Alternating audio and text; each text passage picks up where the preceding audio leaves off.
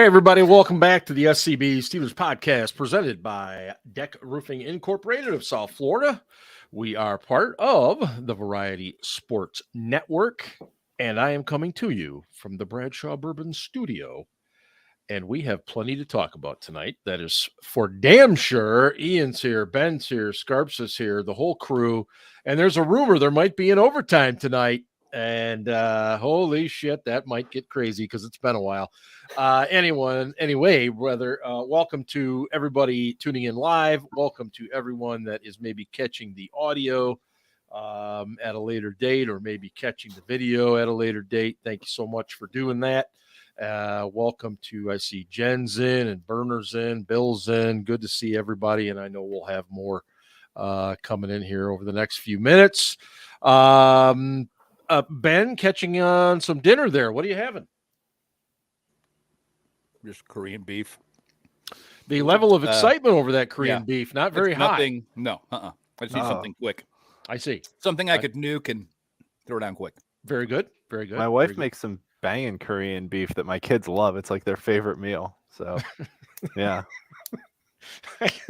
I'm not laughing at you, Ian. I'm laughing at Burner, who comes in hot right off the bat. Man. I always want to be on Big Ben's Burner's good side. I just want to say that. I do too. However, I have to say, if we do an overtime tonight, I have a bone to pick with Burner over a tweet he posted earlier today. So, or an X he posted, or whatever the hell we're calling it now. Yeah, it's a post. It's not even it's a post now. Oh, beautiful, beautiful. And no work for Bill tonight. He's got here for the whole time. Oh, Bill, what a night you've picked, man. What a night. Man, guys, the Steelers have been at it for one full week now. And you know what? I think that's enough. I've seen everything. I'd like to introduce the 2023 Super Bowl champion Pittsburgh Steelers. That's right. That's right. Okay, I'm being a little facetious. Yeah, just a little. Ian, what are your first thoughts of the Pittsburgh Steelers after 1 week of training camp? So last week you asked me if I was excited yet. And I said, next week, once they start putting pads on and hitting each other, I'll be excited.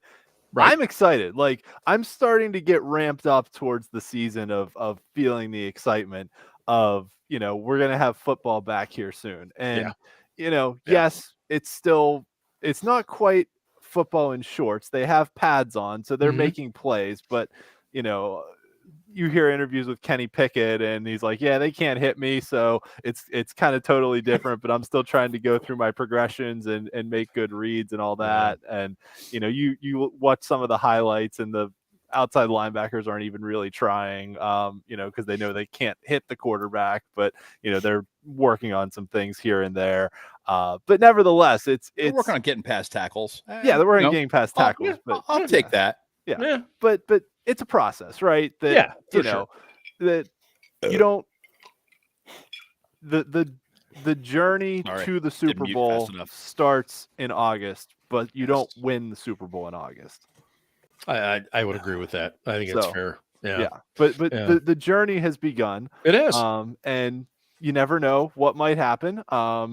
I mean, realistically speaking, wait a minute. All those Browns fans on Twitter seem to think that you win the Super Bowl in the offseason. And they're like 3-time offseason champs. They are. Well, that's the only thing they have going for them, because not only do they root for the Browns, but they have to live in Cleveland. So yeah. Fucking Ohio. And the worst part of it, Akron. All right, Akron's worse. Well, my son's going to be there for 4 years, so I'm just going to leave Ohio. Northern Ohio. Thank the God part he's not that's in close Cleveland. to Michigan is clearly the worst part. Yeah, for sure. It's all bad. Everything between Columbus and the University of Michigan, like that whole stretch. Where the hell's Aaron? He should be in here defending his native Ohio tonight. He's not here yet. Oh, so to answer your question, I'm getting excited. Yeah, we've got a game next week, next Friday night. They'll actually step on the field and play a game. It's gotta figure that out. The exciting part. Yeah, that's right. We play down in swampy Tampa. Yeah. Oh my God, that's gonna be gross. Undoubtedly, we'll be wearing black that Oh, game I'm sure. too. I'm sure. Absolutely. We always do this early in the year. Scarps, what do you think so far after a week? Yeah, it's par for the course. Corey Trice got hurt. That sucks. I think that I don't necessarily know if he was going to make the team, but I do think that they saw something in him. He was For sure. talked about. He's very long, but has had injury history, and obviously he's going to be out for the year. He's got a knee injury. Besides that, everybody seems to be pretty healthy, which is all you can ask for. But I've always felt this way, and even when I worked there, that it's not real. For them, it is, but it's not real until that first week of practice heading into week one. A lot of these guys don't practice at camp. They get these days off and whatnot, but that first week back at the South Side, heading into week one was always a good time. You could tell the guys were extra excited, ready to go. And a lot of times during that week too is you got guys making the 53 that don't make it to Sunday. Yeah. They either go on IR or they get replaced by somebody that got cut. So there were usually some new faces to get to know and whatnot. But really, it's been a quiet camp. Besides George Pickens saying that he thinks he's the best of the world because he's just annoying as shit. Oh, come on. He's not that bad. I mean, Antonio Brown was way worse. Antonio Brown was not as vocal early on, and that's what concerns me. I hear an echo. Yeah, what the hell was that? Oh, it's me turning my phone down. That was Ben joining on his phone so that he could rebut me in the chat. Oh, great. Now you two will be bantering in the chat. I'm not saying he's not a good player or could be good or could be great. He's just annoying as shit. Like, he's just annoying. He's silly. He's silly, though. I think he's like, I'm a lot more put off by, and I'm not saying he's not going to be this kind of guy. It's early in his career, and we all know that the wide receiver position just tends to breed fucking divas. But I'm more put off by those divas that are me first guys. I didn't get this, I didn't get that, I didn't get that. We lost because I didn't get the ball enough. I was open all night. I hate those fucking guys. They annoy the shit out of me. So as long as he doesn't do that, as long as he just sticks to just silliness. I don't know. He had those tendencies last year. I can live with the talk. What I won't be able to live with is if he's getting the penalties for stuffing the ball in the DB's face like he did with Joey Porter. I mean, I get it. It's training camp. It's not a big deal. But the problem is when you do that shit, then maybe you do it at the wrong time. So that's really my big it's not thing. Just that if you do it, you get marked. Well, that too. That's a very good point. You run into a corner like Marcus Peters, who's been around for a while and knows how to get under players' skin. Yeah. And he'll make sure you fucking do it. I mean, he'll make sure you lose your shit. He also called out, two cornerbacks that are pretty good in this league that have been pretty good for a long time. Yeah. And I really wish he wouldn't have said names. And they've had referees at practices, and he's getting OPIs. And I guess, I think it was yesterday. I guess he got really pissed off about a call, and like Allen Robinson came over and was like talking to him and whatnot. And that's good to see from Allen Robinson. Don't get me wrong, but like, as Big Ben's Burger points out, he is young and immature, and we knew that coming out of college. Yeah. That's probably why he slipped to where he did. Yeah. But I don't know. I get annoyed by that shit. Old man yelling a cloud here, but it just annoys me. Scarps, if that's the worst thing that's happened, then I'm fine with it. Yeah. I don't know if you know this, Scarps, but when those officials come in, does Tomlin, maybe say to those officials, "Hey, I got a couple young guys. Will you make sure you call it tight on them because I don't want them thinking they can get away with shit." I'm just wondering. I don't know. I mean, I've never been that close to that conversation. But what I will say is that I have heard Tomlin numerous times when referees would make a call and players would bitch, and he would just basically be like, what are you gonna do in a game? Like next play, like you got to move on. And again, I worked there when there were a lot of veterans, right? I mean, those guys could talk. Sure. Those guys had relationships with those refs, like they knew those refs, and like it was more than just that. But for these dudes now, these young, especially with a young team, and the fact that you can't wear pads that many times, and you can't hit in the off season and all this stuff, these types of moments and these types of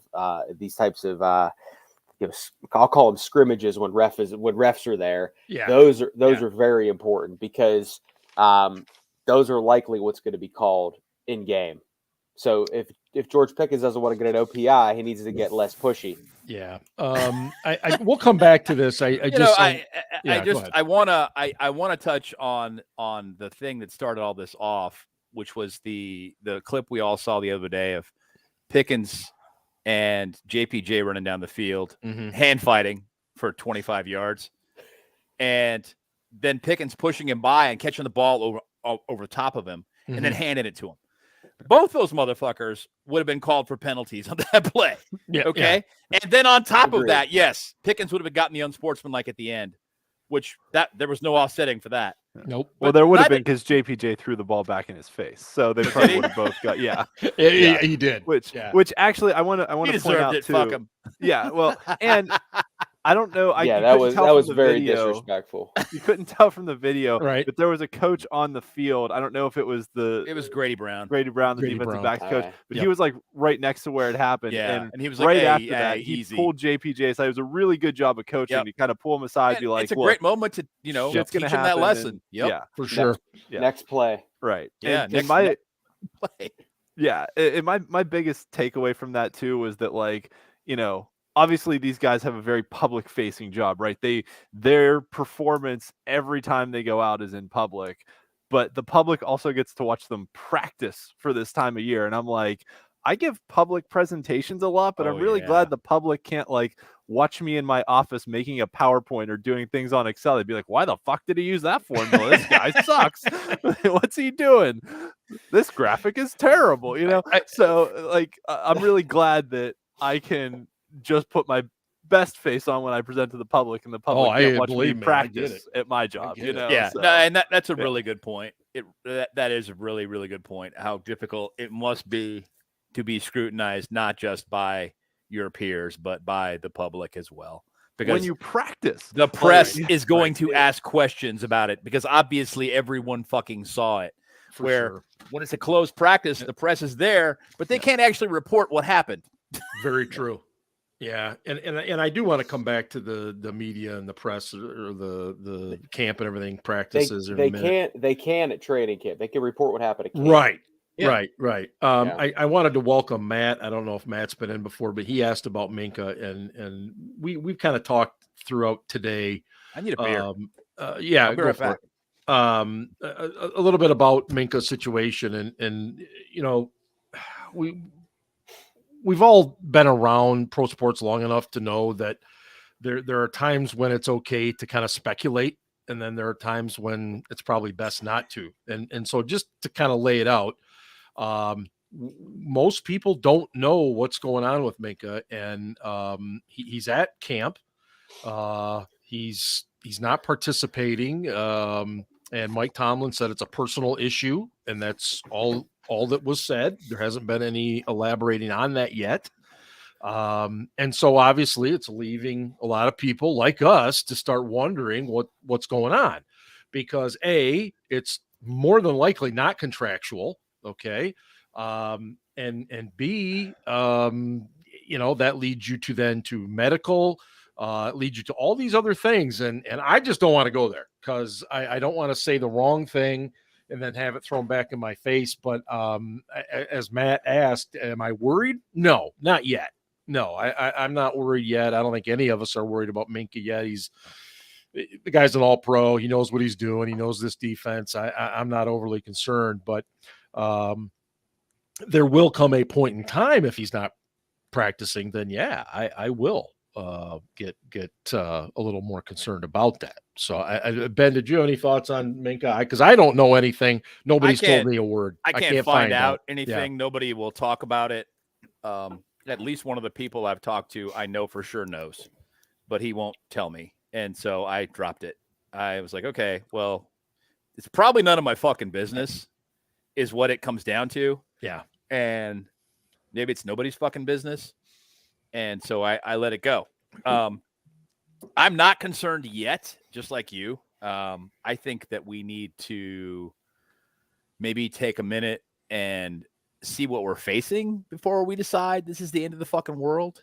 Yeah. You know, Steelers fans have a tendency to do the sky is falling thing. Mm-hmm. Yeah, let's wait. Let's wait. Let's wait and see what comes of this, and we'll go from there. That's kind of where I'm at too. Because it's just been surprising. We didn't really have any news coming into camp that anything was going to be different with Minkah. And so the one person I talked to that I thought could give me an answer was kind of like, you know what? There's rumors and I'm not repeating any of them. And right on. Good for him. Yeah. And I respected that. I'm like, got it. You know, and he said basically what I said, that I don't want that to come back to me because I may have heard the truth, but I don't know. I can't confirm it. And it's perfect. Works for me, you know? Yeah. And again, we could be doing the old lot to do about nothing, but God, I don't know. Something's just weird. I mean, the guy's he's not practicing, you know, right. It is going to draw attention. It is what it is. People are going to have questions. It's going to be discussed. I would have to think next week when they play their first preseason game. Now, no one would expect him to be playing in that game anyway, but the TV people are going to start asking questions. Right. And that's usually when, you know, as Burner's asking, when does the panic set in? I would think that's probably when I would start getting a little concerned. I'm still not talking honestly about it not going to be concerned until like the second preseason game. Mm-hmm. I mean, I'd like to see him competing with the younger guys. Yeah. Out there with KZ and just kind of getting the new safety. And KZ and Neal are both hurt right now. Now that leads to another point. We are incredibly thin at safety all of a sudden. Neal's out too. I didn't know that. Neal got banged up today. Ankle, I think. Yeah. I think that's right. Yeah. So I wouldn't mind having I'd like a lot having Minkah out there working with Pat Pete, working with Neal, because they don't really know each other. Not really. You know, and kind of getting that squared away before the season starts. So second preseason game is when the vets are supposed to play a lot. If he's not playing by then, yeah, we're gonna have some questions. Panic, I wouldn't use that word, but there'll be some concerns. We're gonna have some questions. I think that's a real fair way to put it. Both Matt and Burner talking about Edmonds. Yeah, man. I mean, as we've said millions of times on this show, you can say what you want about the guy, but man, he was always available. I liked Edmonds. Not a big loss. Don't worry about it, guys. Don't worry about it. Ryan's being sarcastic. I'm a hater. I liked Edmonds a lot. I mean, they should have. I mean, they offered him a contract. He said no and left. Right. Okay. He was ready to move on. That just kind of tells you where things were. He wanted to play in a different scheme. I'm sure he doesn't think that he's getting enough looks in Pittsburgh to make enough plays to make the kind of money he wants to make.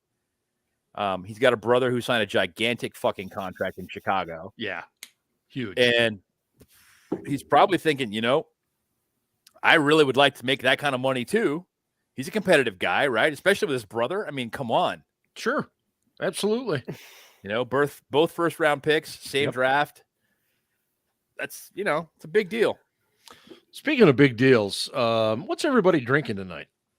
Ian, what do you got going there? I have both the Sam Adams Summer Ale and the Redemption Rye Bourbon. So Very nice. Cheers. Love the redemption rye. We only drink the Big- Bradshaw bourbon on this show. Right. Well, and my Bradshaw bourbon I finished the night we announced that we were now sponsored You've by had Bradshaw. you've had a couple weeks now.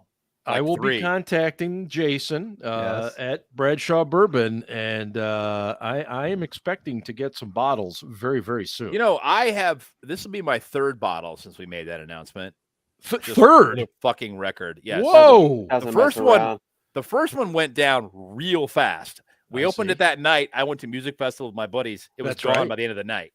Okay. That's right. Super suckers. No, it was anyway. Scarf, what do you got tonight? I'm Uh, start. Yeah. Ben, so you have bourbon? Ben's Got the got his Bradshaw. Bradshaw. Bradshaw. Sorry. Yeah. This is, and I don't even care if anybody busts my balls because this is the White Claw Surge, which are 8%. And Whoa!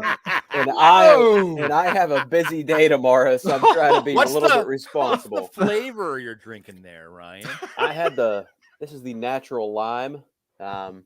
The Yeah. natural lime. So Yeah. is the White Claw Surge? Did they actually buy out the old Surge like pop That that tried would to be compete with actually Mountain Dew? amazing, but no, it's definitely not that. Remember that? They were like Oh yeah, Surge was like the Yes. more caffeinated Mountain Dew. dude. It I was- remember. I yeah. remember. My parents weren't like super strict, but they tried to like steer me away from sodas. But I remember one day coming home, be like, "Oh my god, dude! Like you got to get me some Surge. Like everybody at school's drinking it." And like as a 4th grader, I got home and I remember I opened the fridge. And it was like that moment, like where you see the light, like where like God shines on you. There was a 6-pack of Surge in the fridge, and I think I drank every one of them that night. About 84 grams of sugar in I- each I- And can. then you were never allowed to have it again. I think Ben and I enjoyed the generation of Jolt, if I remember yeah. Oh, correctly. that shit was horrible. Yeah, terrible. It was terrible. terrible It cola. was just like, And it was like oh, twice the caffeine. What was their motto? All Twice the sugar and twice the caffeine. of a Coca-Cola or something like that. Yeah. Oh God, it's so. I used to drink many of those before I'd get on the air. Well, Matt might be relatively new to the show, but clearly he gets us. He's asking if we're recording the Browns to go back and So- watch later because it's high quality football. Matt, No. is Matt Smith? Are you the Matt Smith from The Crown and House of Dragon? Are you that Matt Smith? Oh no! Hey, we need some celebrities in the chat. Yeah, I watched. I'm gonna call it the first quarter, let's say, and it looked a lot like a preseason game. Let's just put it that way. And I'll just leave it at that. Let's see here. You guys alluded to Corey Trice a little bit. And I think this is one of those guys that fans get a hold of the name and they hear a few things and they just automatically start jumping to conclusions, and The guy's a fucking 7th round pick who wasn't going to make the team. well, I'm going to say it. I don't no, know that. He wasn't. I was Your hopeful. starters are Pat Pete on the outside, along with Levi Wallace. Okay, on the inside, you got the 3 guys, the triumvirate of whoever the fuck those retreads are, Chandon. and Chandon, Riley, and Dawson. And I mean, none of them are overwhelming guys, and they're going to play the first 2 downs. They're going to be the Arthur Millette, the first 2 downs Mhm. on defense at nickel, and then on 3rd down, Pat Pete will move in, and JPJ will come out and play in obvious passing situations.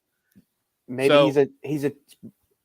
You act like special teams don't matter. Actually, they don't Special matter. teams much absolutely anymore. fucking matter, but James Pierre and That's Miles fair. Boykin are way too fucking good That's fair. to get bumped by some rookie coming in out of Purdue who doesn't play special teams in college. Especially with the new rules now too. I think Yeah, that's definitely going to absolutely. play into it. He's just Yeah. he wouldn't have made the team. Now, does it suck? It absolutely sucks because he probably would have made the practice squad. He's going to miss a year of development.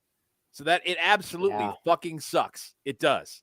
But the knock on him coming out was that there were injury concerns, which is why he fell so far. He had a 5th Mhm. round grade. And Unlike Mason. Mason had a 1st round grade. Such a disappointment. We'll get to Mason. Sorry, Anyway, Steel Dad. Speaking of Steel Dad, I'm sorry. no, Apologies. he's not. He's not. Speaking sorry. of not. guys You're that not.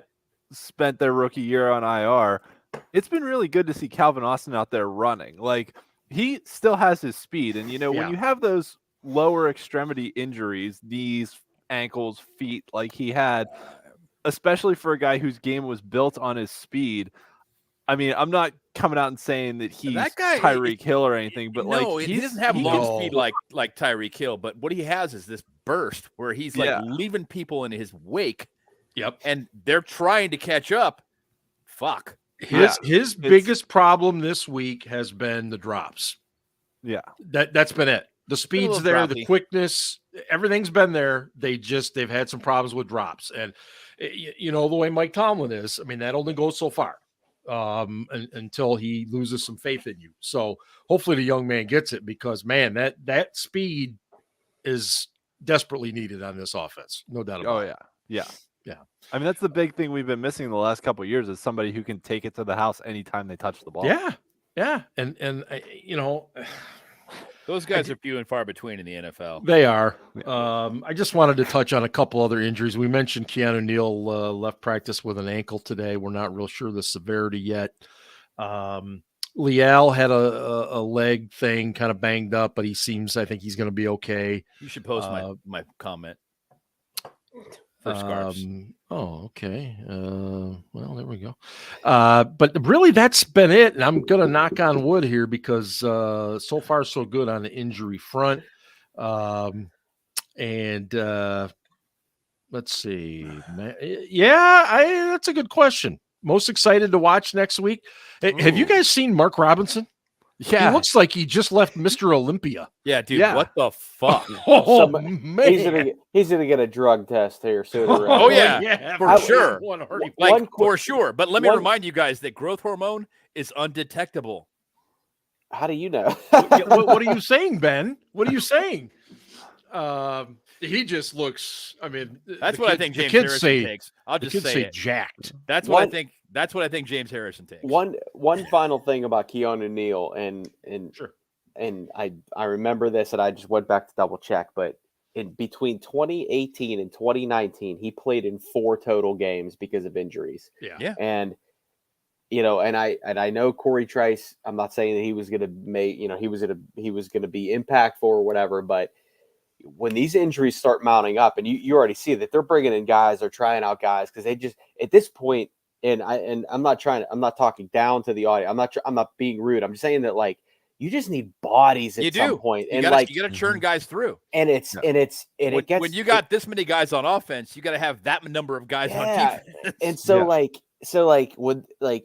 when these injuries happen in camp, it's actually a really bad thing, because you have to bring guys in, and then it's just this process, and it's so yeah, Corey Trice might have not made a big impact, but Keanu he wasn't going to is be impactful this year. Okay, that doesn't mean that he wasn't going to be impactful forever. But I'm saying that if you got to, you're banking on Keanu Neal, but he's also has an injury history, right? It's just Absolutely. It's just I saw so many takes when they put him on injured reserve that he was going to be. It's a massive loss. He was going to be so impactful this season.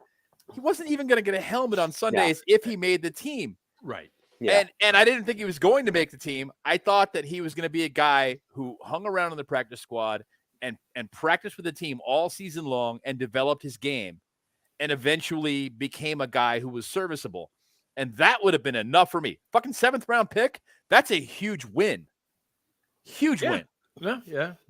So let's hope that next year he can come back and not get the Senquez golden bug. Exactly where I'm at. I'm hoping he gets that Olsen. opportunity, and Senquez. Yeah.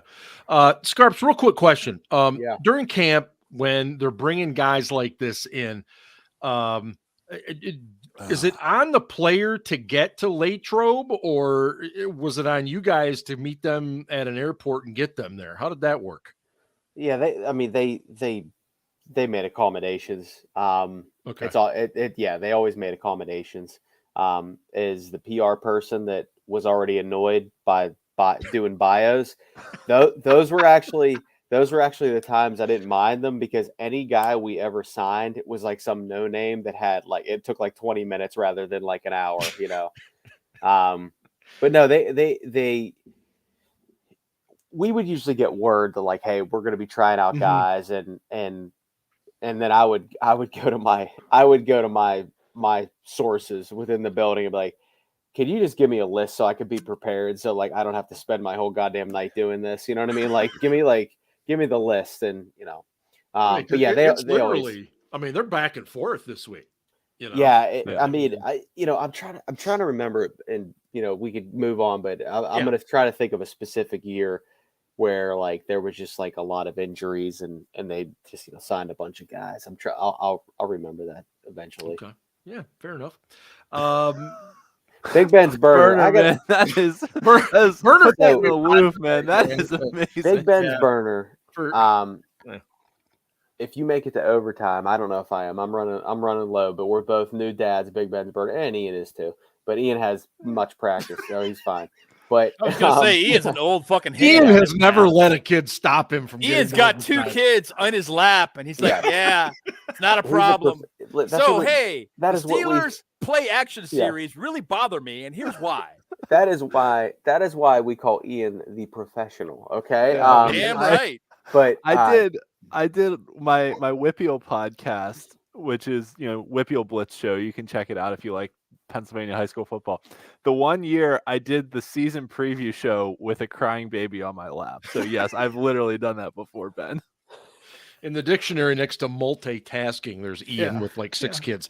Pretty much, yeah. I went to a Steelers game 3 days after one of my kids was born. So See, that's the kind of dedication. Bless your wife. All right. Yeah, bless your wife is right. Jesus, man. Wow. I'll tell that story on overtime tonight. There we go. Love it. Yeah. Speaking of stories, Stevie, getting back to your Stevie Wonder, Big Ben's burner.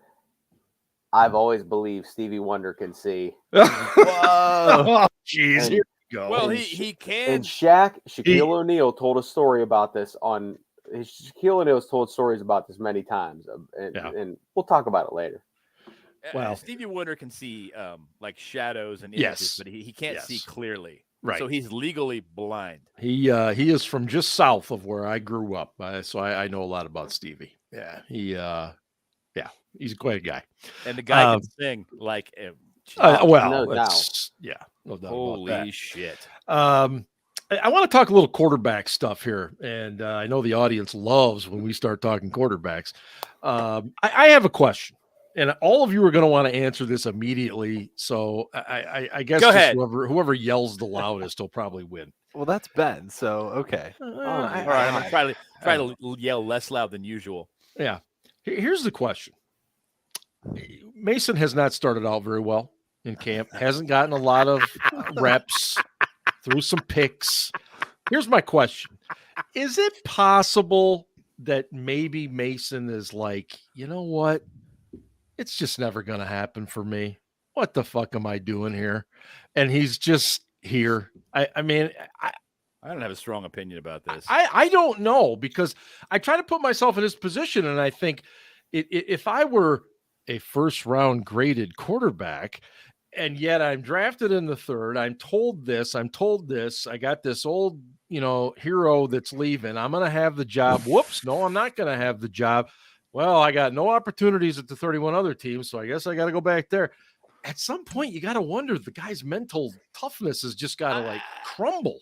I don't know. I tend to think that Mason is a pretty smart guy and knows he can make a pretty good living at $1 million a year to hold a clipboard, or in this case, what is it? A Microsoft Surface. Right. Mm-hmm.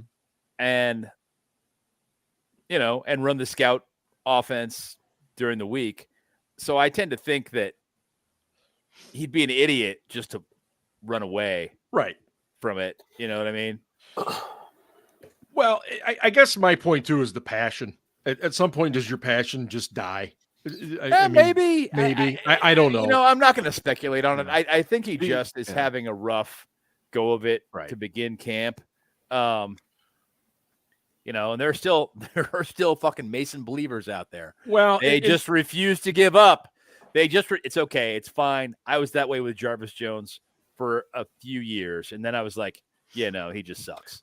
And the other thing too is people are, oh boy, I think Tanner Morgan's got a chance. No, he doesn't.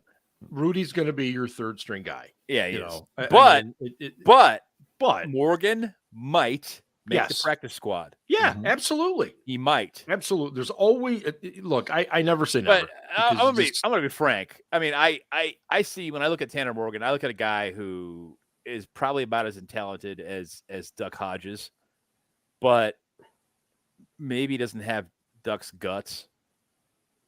I mean that was what made Duck Hodges special enough to be a starter for a little tiny window in the NFL. Was he had balls, man. That guy would fuck up and come back the next play like he didn't even happen. Yeah. That's what endeared him to Steelers Nation. I mean, they just loved it. I mean, and we were just like, if we could just combine Duck and Mason, we might have a good quarterback, maybe. But we can't because Mason's a pussy and Duck isn't. Fuck, it was frustrating to watch, man. It was. I'm going to be honest with you. It was frustrating. Oh, boy. And then we were on the podcast years ago, and I'm sorry, Ryan, you weren't here for this, but I was like, if we could just stick Josh Dobbs' brain into Mason Rudolph's body. I remember this. If we could just do that, he would be a good quarterback. But unfortunately, Mason Rudolph has Mason Rudolph's brain, and it just isn't going to happen. Yeah. I texted you guys. Yeah, Duck Hodges is doing just fine. Who's he in love with? Some celebrity or something? Who? Well, he's dating Lainey Wilson. That's right, country singer. I mean, Dolly. Duck Hodges. Yeah. Duck Hodges is he's living his best life right now. He really is. Yeah. Good for him. Let me quote the Black Eyed Peas here with "Junk in the Trunk," and we're getting there already. But getting back to Mason, and I texted you guys earlier this week, and I said, I mean, and I'm not a Mason truther, but I support Mason. Sure. And I said he's done. And I truly do believe that. And one of the things I thought about was, when Ben was still around, Ben wouldn't practice on a Wednesday. Always. So Mason would get the run. Mason would get the run with the ones on a Wednesday. So like he was guaranteed the ones or most of the ones on a Wednesday. And at training camp, same thing. When Ben didn't practice, he was, I mean, this dude is now for 2 straight years, last year he was in the mix, but this year it's clear he's running with the 3s and the 10s. I mean, because I hate to be rude like that, but you're right. That's a big difference. Like he's running with these dudes that are just like happy to be there, and like they're fighting for a roster spot, and I say fighting very loosely. So this guy has pretty much gone from NFL starter at one point, and he wasn't terrible. He wasn't going to win you games, but he also wasn't going to lose you games. Yeah. And now he's just nothing. And that's just the way it is, right? Like I'm not saying it. And he, it's only been a week. It's only been a week. He might pull it out. There are guys that are darlings in camp at the beginning that flame out. There are guys that are not having good camps at the beginning of camp that have good camps later. I am not super concerned about what's going to happen with Mason or whether or not he's reliable. No. Actually, Burner brings up a good point in the chat here. I got to figure out which way to point. Yeah, that's the right his way. Comment. Yeah. That he says he's throwing to former Walmart cashiers. And, as a quarterback. Yeah, but he's throwing behind the former Walmart cashiers. Yeah. Yeah. That's what the fuck? Yes. Or short of them. When we get into actual gameplay, right? Part of it is a quarterback can throw the ball, but the receiver has to be where he's supposed to be too. And it takes 2 to tango, which is why a lot of times when the DB was there. Well, yeah, okay. The highlights we saw like, yes, he threw more to the guys in yellow than the guys in white, which made you wonder if he actually knew which team he was supposed to I think throw your to. comment the other day was, does Mason realize the guys in yellow play defense? Yeah, it was. You're right. I'm being a little nicer on the Well, show than I was on Slack, but yes. Yeah, and I did not mean to spend this much time on Mason because there is another guy that we need to talk about. His name is Kenneth Pickett. Oh yeah. Where did he go to college? I believe he went Hey, did somewhere. you know in he went to the area. University of Pittsburgh and he was I heard the Steelers' that. first round pick? Really? Love you still, Dad. Sorry. Yeah. Did you know he's also from New Jersey though? Well, okay. Here's what, because we're old, and I believe, as Ryan has said numerous times this week, old man yells at clouds, and it's us. Okay, look, It's just you. I see a video of Kenny Pickett dropping back, throwing a dime on a downfield go route or something. It's a beautiful throw, and the person. The comments in these social media posts are just hilarious to me. Oh my God, what a throw! Oh man, he's in mid-season form. It's like, ladies and gentlemen, he's doing just drop back drills. There's no offensive line in front of him. There's no defensive pressure coming. He's just throwing the ball down. And it's a great throw. A lot of those throws aren't that great. They're just adequate. They're right, just, it was a good they're throw. just adequate throws. But it's not like Ben, who would always throw the ball high and outside. It was always back shoulder outside. You know. Yes. Yeah. And look, that takes away nothing of the fact that Pickett has in some 11-on-11 situations this week has looked really, really sharp. Yeah, I think the kid has really guts. Good. I He gotta does. give him props. I love the way this kid plays. I like his guts, and I'm absolutely a fan of that. I just don't think he's as good a passer as Steelers Nation seems to think he is right now. Right. That isn't to say, again, and I've said this since he got drafted, he's a smart kid. Yep. If he can use his smarts to develop his game and throw with anticipation, he can be super effective. Mm-hmm. Joe Burrow doesn't have a big arm. He doesn't. Okay? What he does is he throws accurately and he throws with anticipation. If Kenny can do that, he can be very effective. And he's getting better. He's not where he needs to be. But he's a second-year player. It's okay. Right. Yeah. Well, and let's remember. I mean, I think we get kind of tainted by the fact that Ben Roethlisberger won a Super Bowl his second year. But like even that year, they mostly ran the football. Until the playoffs. Until the playoffs. Right. Until the playoffs. Yeah. And then they started throwing the ball to run. And it was working. I mean, in Denver, Jesus, Ben. Yeah, that was carried. Yes. Ben carried the fucking team on his back in Denver, I think. And it was really tragic, again, I'm going to use that word, that he played so poorly in the Super Bowl because up to that point, he was lights out. Yeah. But all anybody's going to remember, all anybody's going to remember is that Super Bowl play. That Super Bowl game, right? My point is that as a second-year quarterback, right? Yeah. That the more reps he gets, the better, and there's still going to be growing pains. He's not going to be at the top of his game. You know, Kenny Pickett's peak is not going to be the beginning of year 2, right? At least I hope not. Fuck no. God, please. He still has room to grow and progress and continue. And you want to see him continue on that upward trajectory that we saw the positive steps towards the end of last year. We have a lot of people in the live chat tonight. I'm having a hard time keeping up. Yeah. Thank you all for being I agree here with what and interacting. So I mean, I think we know Pickett's tough. We know he's willing to put himself out there. But I think it's the smarts that can make a difference. And to Ben's point, if he can continue to throw with anticipation and get better and better and better at it, then okay, fine. Then absolutely. And to the point that Texas Steel just made, he's scrimmaging against a good defense. Yeah. And that'll help him get better. Yeah. But let's not forget that defense right now is missing Minkah, KZ, and now Neal.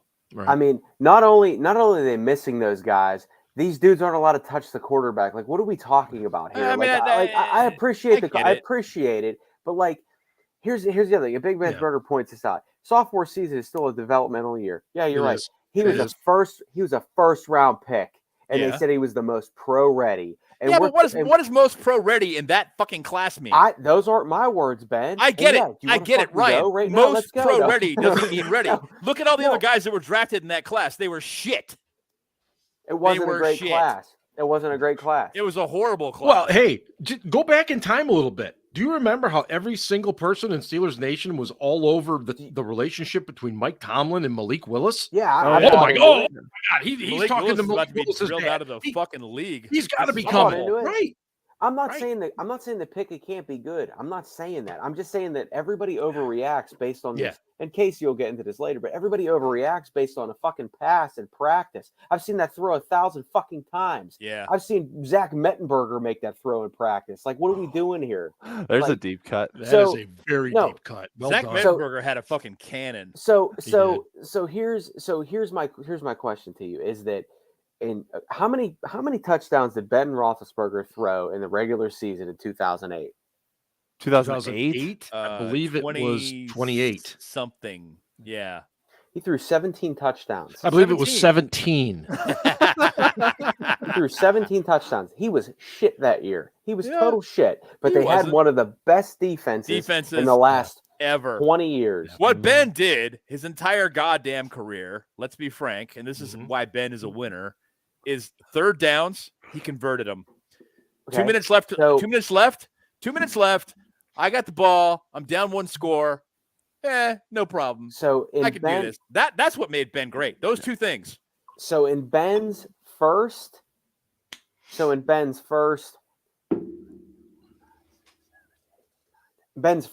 seasons, he only threw 30 touchdowns one time. Right. In his first 5 seasons. I think he only threw 30 touchdowns twice in his whole career, right? 2007 4. and 4. Just a couple of years ago, he threw 33. Yeah. 4 times. 2007. Okay, 4 yeah. times. 2020 he threw it. And in his first 5 seasons, I'm sorry, 1, 2, 3, 4, 5, 6, 7. In his first 7 seasons, he threw under 20 touchdowns 5 times. Yeah, but bear in mind what that offense was. It was run oriented. Is it possible that's what Mike Tomlin wants, though? Absolutely. I mean, I think it is this year. They're going to run the ball. Yeah, that's great. But Kenny Pickett is not Ben, and that's what I don't like. No, he's not. I'm comparing him to Ben, but I'm not. I'm saying it in the way that. Yeah, you are. You just said Kenny Pickett's not Ben. You are comparing him, but it's fine. I agree with you. Because I'm making the comparison. Okay. It's a comparison, but it's not. Because people tell me, don't compare Kenny to Ben. But if you look at Ben didn't have to throw that many touchdowns because he relied on other things. He relied on because when he needed it, he had it. But Kenny doesn't have that. And I'm not trying to hurt anybody's feelings. I'm just saying that's just the way it is. Kenny has and I'm just going to go to similarities. Similar story here. I expect that the run game will be very much improved this year. Very better be. It has to be. Seyumalu is a star. I've said that 1,000 times, and I'm going to say it again. And those guys is a fucking star. And I heard interviews with Broderick Jones this week. Broderick Jones as a run blocker is a finished product. That guy is a mauler. He will take Myles Garrett and throw him into the stands. That guy is ridiculous. He is fucking ridiculous. Now, that isn't to say that he's a finished product as a pass blocker. He's not. But very few guys are. That's okay. It'll get better. On top of that, they had drafted this kid named Darnell Washington, who's pretty goddamn good blocker himself. So I really expect the run game to be the crux of this offense. For sure. So there are some similarities to young Ben and now young Kenny, although Kenny's 28 or something. How 36. Old is he? How old is he? He's Kenny 25. Pickett is 800 years old. Methuselah.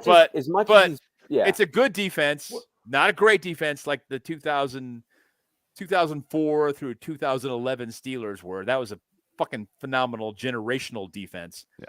This defense is a good defense. Maybe. Top five defense. I'll give him that. What? Yeah, I will. I'll give him that. But that isn't to say, we'll come back to that. Hold on. That isn't to say that they haven't played a snap yet. I'm in detention. You're right. You're right. No, you're not at all. We're going to come back to that. They haven't played a snap yet, so you're right. But my point is, it's a good defense and a good run game. So there definitely is some similarity. What Ben had was a generational defense and a Hall of Fame running back. and a Hall of Fame offensive line. But Jerome was not Hall of Fame caliber during those times. Like the dude he was. On third down in short yardage. Yeah, he was. Okay. And the dude fumbled in the most important game. Yeah, but he hardly ever fucking fumbled. Hardly ever. That was just okay. Okay.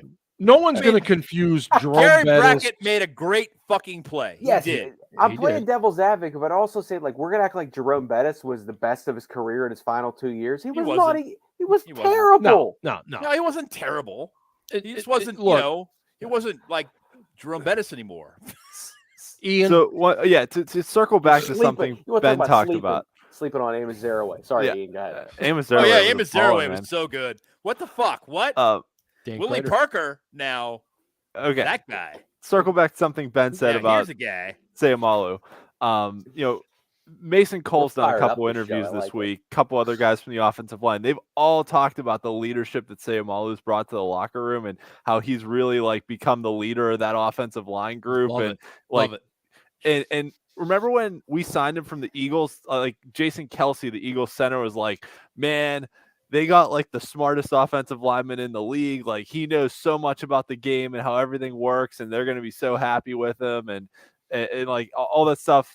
So far, I understand they haven't played a snap yet, but so far it seems like it's starting to come to fruition that like Sayamalu is taking on that, leadership role in the offensive line room and all that, which is good because really on the offensive side of the ball, Chooks is the longest tenured guy on the team at 5 years, 6 years? Chooks actually gets Veterans Days now. That's how long he's been around. We don't have a lot of seasoned veterans on the offensive side of the ball. So it's good to see that he's stepping into that. The other thing too, I heard an interview with Broderick Jones, and the dude's really smart too about just how he interprets practice. And, somebody asked him about, I think he went against TJ Watt in a couple one-on-one drills, and they asked him who won or whatnot. And he was like, he won one, I won one. We kind of split one. He was like, but we're just practicing, and this was the thing that got me. He was like, it's training camp and it's practice. There's no quarterback behind me. We're going one-on-one. So you can't really judge who won or lost because in a game, if I push him to the inside, but the quarterback steps up and he gets a sack, then it looks like I lost, even though, maybe that's where I was supposed to push him. Or, if I push him to the outside, but he still gets around me, maybe the quarterback then steps up and makes a great throw, and it looks like I did my job, but I really didn't. So, when it's one-on-one in practice, it's easy to judge wins and losses, but in a game, it's totally different. I was like, wow, for a 21, 22-year-old rookie, however, I think he was 21 when we drafted him, but he turned 22 over the summer, however old he is. I was like, that's a really smart way to analyze practice. So yeah, we're talking about practice, man. We're talking about practice, not a game. Yeah, practice. I think the O-line discussion is a good one because let's face it, I think Mike Tomlin, for better or worse, Matt Canada, that's where all the eggs are going to be in this basket. And getting and by the way, talk about Matt Canada for a quick second. Do we have? We made it 53 minutes without talking about that son of a bitch. Shut the fuck up. I want to be nice for a minute. You have a toilet seat for him? That's amazing. I just want to give Matt Canada props for being a guy who has a good enough sense of humor to sign that fucking toilet seat. That is a huge moment as far as I'm concerned, and it makes him likable. He's still a shit offensive coordinator, but that makes him a likable guy. I got to give him props. I do. He actually took the toilet seat and took it to the nearest porta-john just so he could use it. This porta-john's getting a little uncomfortable. I give the individual who brought the porta-john some credit because, for all they knew, Canada would have hauled off and cuffed the guy. But I agree with you, Ben. He brought a fucking toilet seat to camp to have Matt Canada sign it, and Canada laughed and signed it. I thought that was great on his fucking part. believable. That is just like, Stupid I'm like, straw dude, hat. Yeah, I thought you would have been a bitch about that and been like, No, I give him credit for that too. But I got to give him props, man. Yeah. I mean, dude, laughing at yourself is healthy. Jesus. Yeah. One more thought on this running back, and you guys were, talking about Bettis and stuff. And I can't get into Mike Tomlin's head. And any Man, Big Red Burner is on fire tonight. Burner is good tonight. Cubed is just killing it tonight, man. God He's good damn. every time, but does Mike Tomlin think maybe I can get Bettis, Willie Parker out of Najee and Jalen Warren? Excuse me. No, Jalen Warren doesn't have. I'm not saying they're the same guys. I'm just saying but maybe that 1-2 punch is that what he's hoping maybe he can get. Neither of those two guys is a home run hitter. Honestly, Willie Parker aside, go back to 2005 when Willie Parker didn't even play. It was Jerome Bettis and Deuce Staley for the most part. Deuce. Yeah, remember that? Deuce. I'd be pretty fucking happy if we could get that kind of combination where you could plug either guy in, you get a couple yards here and there and break off a couple big runs. And really that's what Naj needs. If Naj can break off a couple longer runs here and there, he's never going to be a home run hitter. He's never going to take it 70 yards to the house. But if he can get a couple like 20-yard runs, like that would be pretty ideal. Because actually, this is amazing. Casey Ryan for Pittsburgh does not talk about Matt Canada tonight in this long distance dedication. Matt Canada. So now here's a guy. And I truly do believe this, if they would just be better at extending drives, especially early on, and getting 6 on the board, I don't think Steelers fans would care as much if they executed better, and it wasn't just. So I'm saying, like, if it wasn't like first down run, second down run, third down short of the sticks throw. You realize you're talking about Steelers fans, right? Okay, like the Steelers could go 17-0. I'm trying to be positive. The Steelers could go 17-0, and Steelers fans would find a reason to bitch. No, that's just us. I'm just telling you. We're the anti-sunshine crew. They fine, but the Steelers could go 17-0, and the Steelers fans would find a reason to bitch. I'm just saying. Your point. Now there's a segment of Steelers fans that no matter what the team does, right? No matter what, we could be fucking 0-17. Yeah, but they're building and they're doing this and they're doing all the right things and and I believe. But yeah, Steelers fans are Steelers fans, man. They will find a fucking reason to gripe. They could go 17-0 and lose the Super Bowl, and people will be yelling, "Fire Tomlin! He can't win the big one," just like Bill Cowher. Yes, in the late 90s, early 2000s, that nobody seems to fucking remember because they all forgave him. And many of them weren't alive yet. And I know. Well, there's that. There is a clear division on Steelers Twitter between persons that have seen this team suck and not suck. And I mean, it's fair. Yes. It's very clear. Because I said, sorry, guys, still dead. No, I was just going to say, a lot of us know who Jasmine is on social media. She's a long time diehard Steelers fan, and Jazz is a wonderful human being. And, she flat out knows how honored she is to have lived in this era, because she didn't have to live through the 80s when the Steelers were sucking. And to that point, I didn't have to live through the 40s, 50s, and 60s, when things weren't good. So, I mean, that type of perspective is good. But yeah, I agree with what you're saying. There are two different worlds of Steeler fans out there. You need to post Burner's comment. Allow me to do that right now. I can bitch here, I can bitch there, I can bitch anywhere. Thank you, Dr. Seuss. Yeah, well done, Burner. One fish, two fish, three fish throw short of the sticks. There it is. But that's what I'm saying. That's what it's like. Early on, it's going to be that same shit, and we're all going to be so pissed off about it. And you know what? They'll probably rattle off 3 or 4 in a row to get to 5-5, and then we're all just. I think they're going to be better than that early in the season. But I think that December January schedule's fucking brutal, and so people are going to be like, "Wow, this is like the hottest team." Blah blah blah. And then they're gonna get past Thanksgiving. I told you were sleeping on. And things are gonna get ugly, because that is a really difficult schedule late in the season. Really difficult. It is. But early on, it's really favorable. It really is very favorable. Yeah. I gotta say, which ultimately probably lands them in the playoffs. Just saying. But I am not going to predict that they win a game in the playoffs this year. What's worse, going 9-8? No playoffs, going 9-8, make playoffs, but lose first round. Both. What's worse? Yes. What's worse? All right.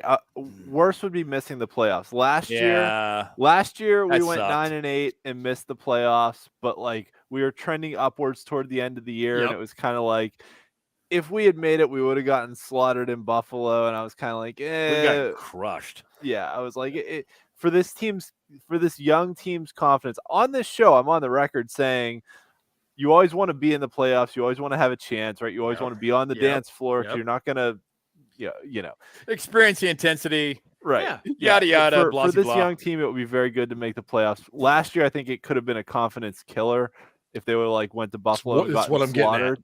Yep. But this year, in year 2, these guys are all a year older. I think they need to be in the postseason. I think it'd be good for them. I'll go last. Sorry, get Ben. Ben, what do you think of that question? I'm gonna get another beer while Ben talks. Missing the playoffs is definitely worse. Okay. There's no question. I fucking hate it. Like, being out every season is an L if you don't win a Super Bowl. All right, fine. So most seasons are an L, because 31 teams lose. And I grew up in the 70s, and I was born in 1968, and so I fell in love with the Steelers Super Bowl 10 because my father was a Cowboys fan, and I was like, nope, the guys in the black hats, and they won. Steelers fan ever since. So point being, being in the playoffs, just being there, being in the dance is way better than not. So I'm going to go with, that. So missing what the if fucking playoffs sucks. Dude, B squared tonight's fucking. Ben sat behind Abraham Lincoln in 3rd grade. Holy shit. But what if you look at it from the Tomlin perspective? Does anybody really want to see Mike Tomlin make the playoffs and lose again? Yes, we want to make the playoffs. You always want to make the playoffs. 2 things. First thing is that I am done with the Buffalo Bills. I don't give a shit what Bills Mafia says. They are overrated. They are. Josh Allen, if he doesn't... He's not overrated, but they don't have a run game, and their defense is not good enough. Josh Allen is way too good to throw that many interceptions and run the ball that much. In another William and Mary coach that struggles lately is Sean McDermott. Okay, right. So here's my ideal scenario: the Steelers go 8-9, somehow make the playoffs and win a game. 8-9, and So Tomlin. So they're suddenly the San Diego fucking Chargers. They win a game. Whatever. Tomlin finally has a losing season, but they win a playoff game. Then what are Steelers fans going to say? So they go 8-9, but they win a playoff game? I would rather have gone to the playoffs that fucking year too. It was a playoff game that sucked donkey balls. It wasn't fun. I was sitting next to your ass watching it, and it was horrible. But I was glad to be at the dance. I like Dan. Dan and I interact on the Twitter sphere, or the X sphere. The Twatter? And the Twatter? X. I believe it's called the But X. don't go to Triple X. X. That's a different site. Wait. I'm sorry. Ellie corrected our pronunciation of twat. It's supposed to be twat. No, there's 2 different pronunciations. Well, I believe she said there's twat. Well, that has nothing to twat. do with Twitter anymore because it doesn't exist. twat. No, So it's the no, twatter. The twatter. I'm gonna drag her on here just so she can go over that again. Right? What Yeah, the we fuck? We Where's need some Ellie more been? British words. I know, especially with the World Cup going on. Tomlin punted on 4th He and did. 1. He lived in his fears on those. He did. Yes. I'm so tired of that shit. So yeah, My I therapist has heard I about joke- that game. I joke about that. Like, My therapist Tomlin- is this show. Steel Dad is my Yeah. therapist. We come on here and just Yeah, bitch. send me money. Steel Dad, Yeah, MD, or PhD. indeed. PhD. No, I like that. think it would be hilarious though if they went 8-9, somehow made it to the playoffs and won a playoff Dude, game. we are not the because- fucking San Diego Chargers. Well, let's just in not a do few that. weeks, we will be doing our Yes. predictions, But- division winners, playoff teams, Super Bowl winners, all that good Yeah. stuff. He got winning the division. Oh no. Talking Hold about that in a down. couple weeks. Hold I haven't even down. had time to really, break this all down. It's a good division. Well, It is. We play in a fucking tough division, and it's still a very favorable schedule. It is Yeah. until Yeah. December. which Right. The December They- schedule is going to suck donkey balls. They've got to give themselves some breathing room. They cannot go into that stretch again having to win, and I don't know. That's just the way I'm looking at it. Is Casey just about ready? Because overtime is in the bullpen right now. Yeah. You know what? Let's get Casey out. Let's get Casey out of the way, and then All right. Casey needs to use the facilities. Oh, okay. Yes, we will have a brief intermission, and then and don't forget everyone Casey's that's having a listening. potty break. If you're listening, you have Listen, to be even though I'm dead, subscribed Even though to I'm dead, I listen still got a piss. to overtime.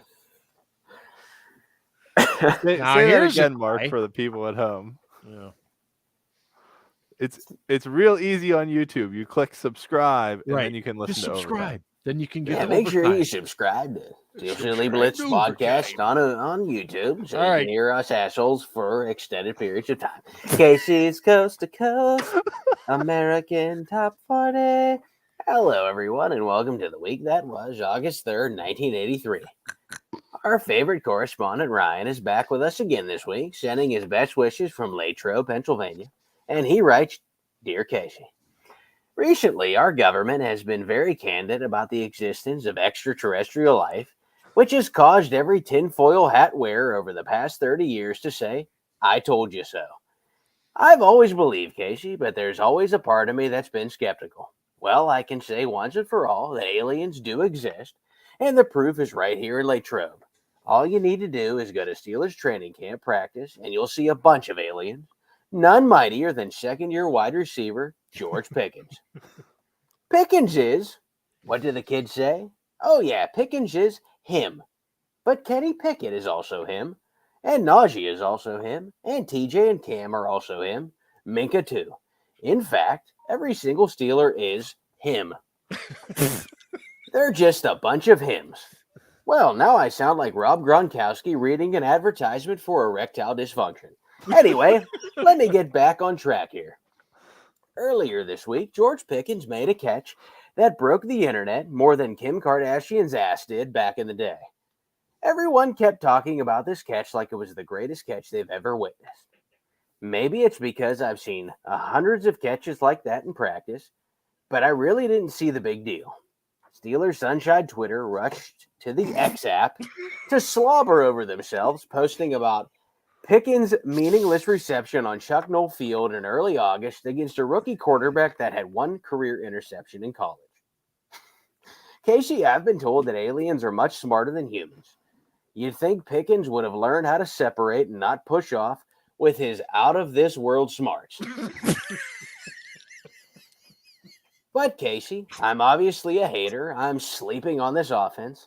That may be true, but I'm not too shy. Well, Ryan, that you are not. We have a real treat for you. At number 34 this week, here's Too Shy by Kasha Gugu. Kasha Gugu. All right. Wow. Love the alien references. Holy The crinkle up the paper and throw it behind you. That's That's a a very fat. nice. That was a I'm class a move. fan. That was a I'm a Letterman fan of that. type move. Just kind of like casually. Yeah, it's great. I'm a fan. Yes. Yeah. Thank you. Oh my Well, God. well done, Ryan, as Thank you. always. Oh man. Okay. Holy shit. That was good stuff. All right. We are going to overtime. Now, here's the way this works in case a few of you are not familiar. We're going to end the show. And in a couple of minutes, we'll have our potty breaks, get our refreshments replenished, and then we'll be back on, and we'll tweet out and Facebook the link and all that stuff. But basically, what overtime is no holds belligerence, no holds barred, all that kind of stuff. We've been drinking for an hour. And we've been drinking for an hour. So I'll let the rest of you just figure it out from there. But anyway, Thank you so much for joining us on this show. The season is here. And yes, Burner, I will be at OT. Yes. Jesus. He only missed one of them. Right. First the first one. Because the power was out. That was the reason this thing exists. That was a shit show. Yeah. Oh my God. That was the origin of Casey. It was. It was the origin. Yeah. It was. Casey came that from was the fantastic. grave. Anyway, we look forward to seeing you guys all season long. For these three knuckleheads, this is me signing off on the SCB Steelers Podcast presented by Deck Roofing Incorporated of South Florida. And hey, go Steelers. Ravens suck.